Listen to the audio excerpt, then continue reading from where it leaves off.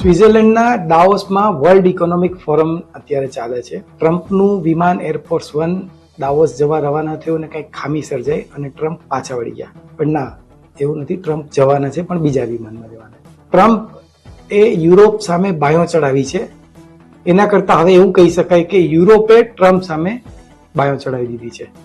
Trump આવે એ પહેલા યુરોપના લગભગ તમામ દેશોના વડાએ અમેરિકાની જબરજસ્ત ટીકા કરી છે અને હવે વિશ્વ આખું બીજા વિશ્વયુદ્ધ પછી જેવી પરિસ્થિતિમાં હતું લગભગ એવી જ પરિસ્થિતિમાં આવી રહ્યું છે. આજે આપણે ઇકોનોમિક્સ અને પોલિટિક્સ, ગુડ કે બેડ એવું નહીં, પણ પોલિટિક્સ અને ઇકોનોમિક્સની સમાંતરે ચાલતી આ દુનિયામાં અને બદલાઈ રહેલી ધરીની વાત કરીએ. નમસ્કાર.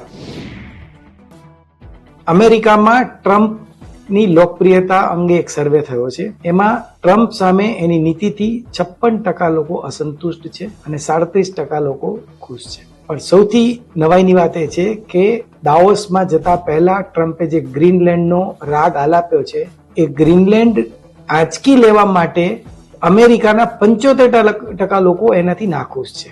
અમેરિકાએ એટલે કે ટ્રમ્પે ફ્રાન્સના ઇમાન્યુએલ મેક્રોનને એવી ધમકી આપી હતી કે અમે તમારા વાઇન ઉપર, ફ્રેન્ચ વાઇન ઉપર ટેરિફ વધારશું. તો મેક્રોને એવું કહ્યું કે ફ્રાન્સ ધમકીમાં નહીં, સન્માનમાં વિશ્વાસ રાખે છે.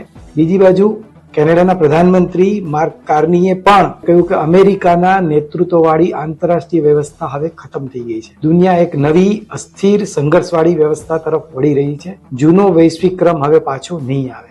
આપણા માટે સૌથી મહત્વની વાત એ છે કે યુરોપિયન યુનિયન અને ભારત જો એક પ્રકારે જે ફ્રી ટ્રેડ એગ્રીમેન્ટ કરવા જઈ રહ્યું છે અને કેટલાક થઈ ગયા છે એને મધર ઓફ ઓલ ડીલ્સ કહેવાશે, જેમાં આઈટી, મેડિકલ અને લગભગ આ ક્ષેત્રે $100 બિલિયન વધુનું રોકાણ થવાની શક્યતા છે અને 10 લાખથી વધુ લોકોને રોજગારી પણ મળી શકે છે. વિશ્વની જીડીપીમાં અમેરિકા. આખો વિડિયો જોવા માટે ડાઉનલોડ કરો દિવ્ય ભાસ્કર એપ.